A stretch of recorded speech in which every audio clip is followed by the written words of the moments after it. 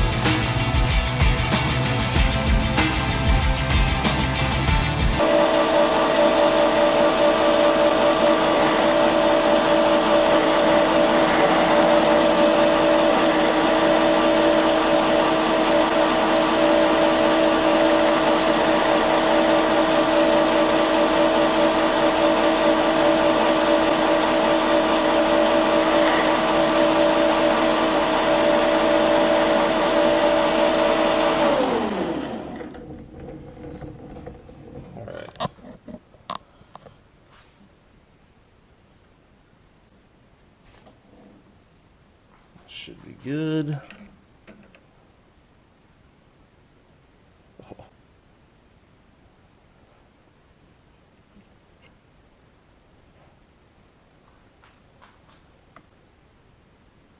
I'd say we're good. The part isn't too hot that I can't hold my hand on it. I mean, it's warm, but not too bad. Now I'm gonna have to try to get my carriage or my compound set at the proper angle to thread this, and I'm gonna come in here with another tool and clear this edge out here, cut a relief in here, and then chamfer the front of this, and then we'll get going on the threads.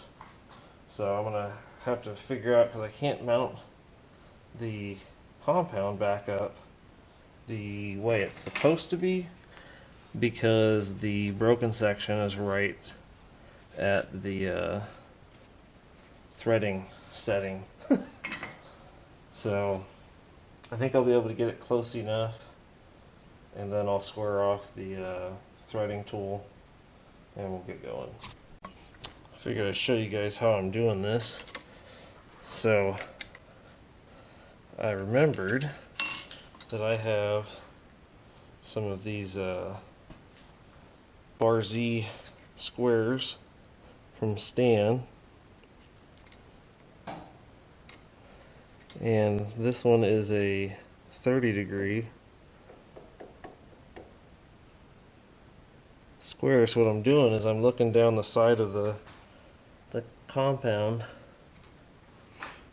and aligning this edge with this section here. It's not going to be perfect, I'm just eyeballing it, but I think it'll be plenty accurate enough for cutting a thread in here real quick. So I just figured I'd show you guys that real quick. Alright, I've got this angled tool in here, and I'm going to cut my my thread relief, but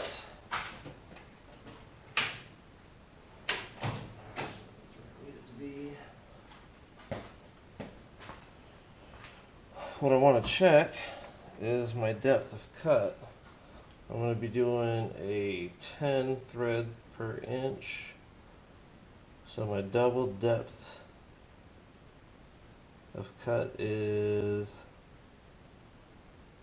130 thousandths. So I'm going to cut in. Well, that's way off.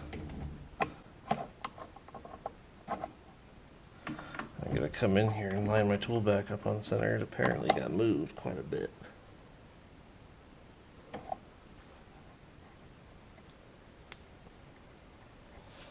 This thing's driving me nuts.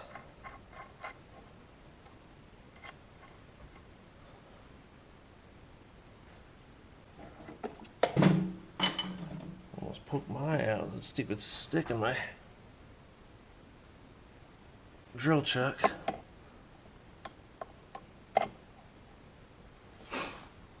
Okay, that looks like it's back on center.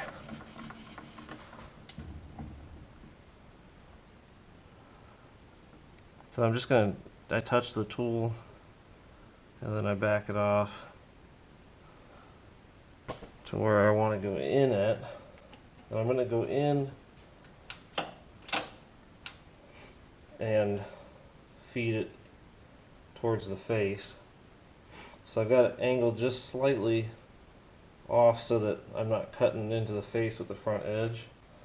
And it should give us plenty to cut. I'm going to come in close with this and get the dial set close, and then we'll see how it goes.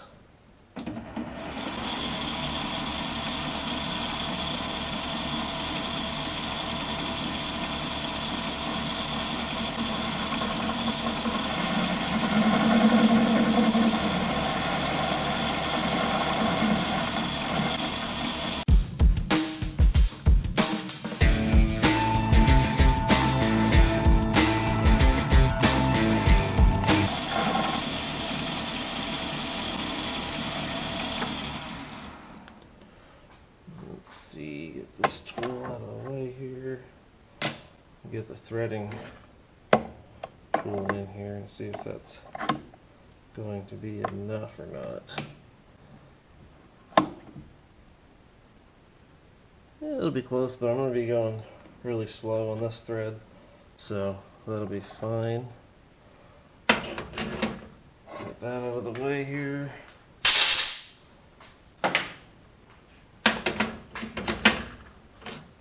Alright, drop this guy on. I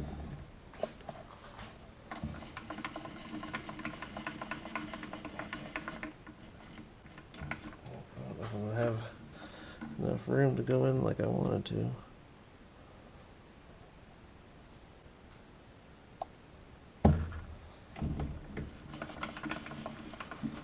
Alright, so I'm going to set my compound rest to 0. I'm going to come up here and I'm going to use the threading tool to chamfer this front edge here.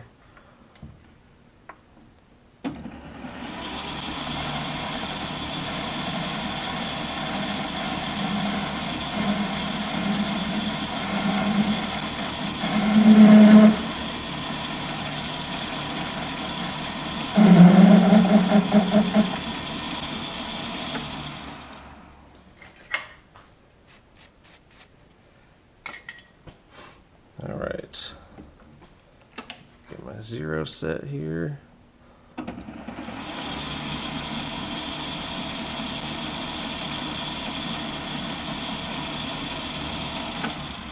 Alright, that's just barely touching. So set my dial to 0. Check my chart here for the 10 pitch. I need 4-1 on my gear assembly here.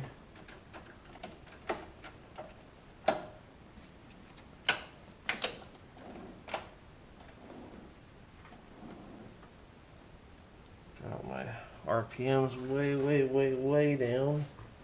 I'm also going to 0 the DRO so that I can keep coming back to it.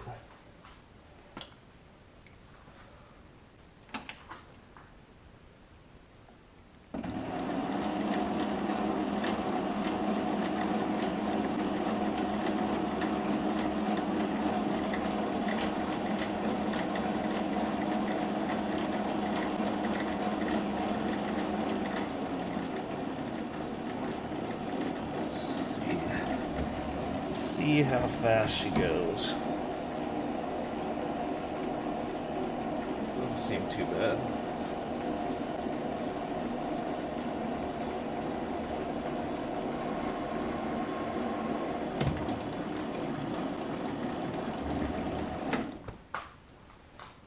Check my pitch here.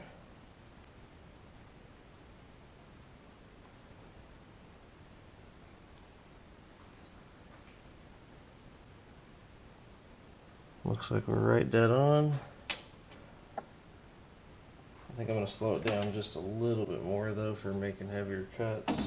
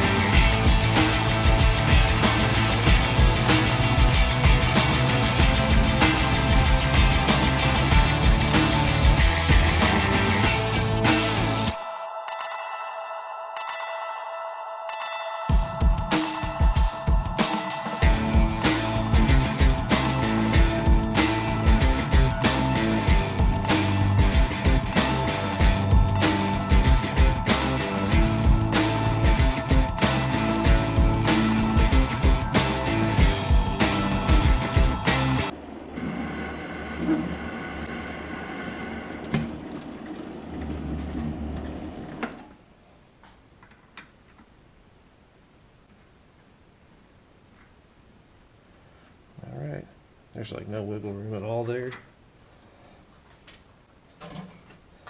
Hit it with the thread file, clean it up a little bit.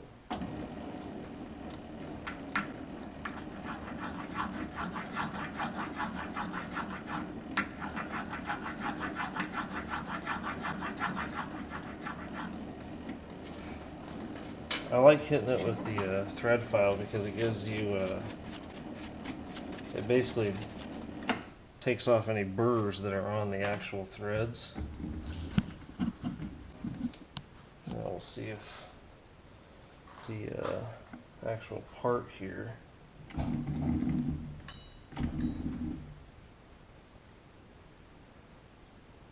will fit.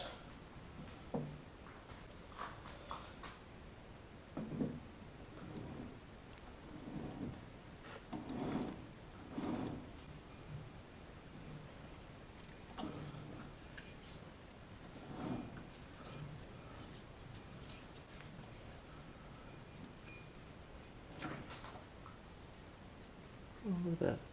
Perfectly lined up with the bottom. It's just slightly recessed in.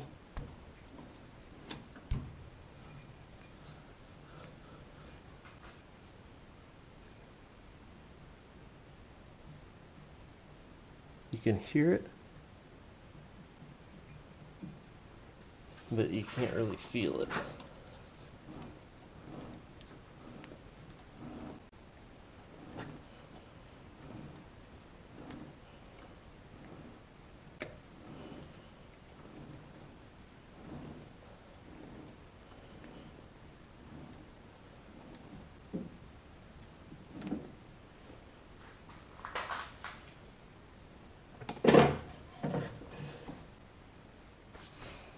Alright, so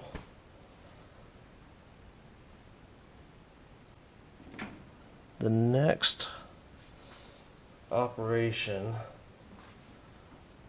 that we're going to do here is we need to turn the other end down, measure it and turn it down to fit inside the indexing head chuck, which is I want to say about the same size as this chuck, if not identical. Alright, I got the part turned around and I'm getting ready to machine down this diameter here a little bit so that it'll fit down inside the indexing head. Initially I was going to have the plate screw down flush onto the front of the jaws, but I don't think that's going to work because I'm going to have to cut grooves, milled grooves into the plate, and I don't want to risk hitting the jaws. So it'll just screw down flush with the face that's inside here right now. This was the line it needed to be turned back to fit the threads just under.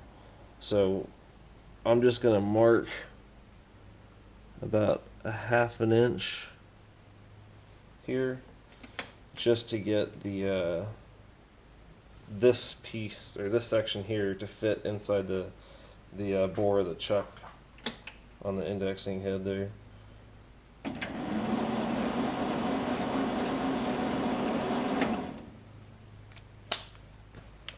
So we'll machine it. I've got to take a little bit more than 1/8 of an inch off the diameter, so it should just be a couple cuts and we'll be done.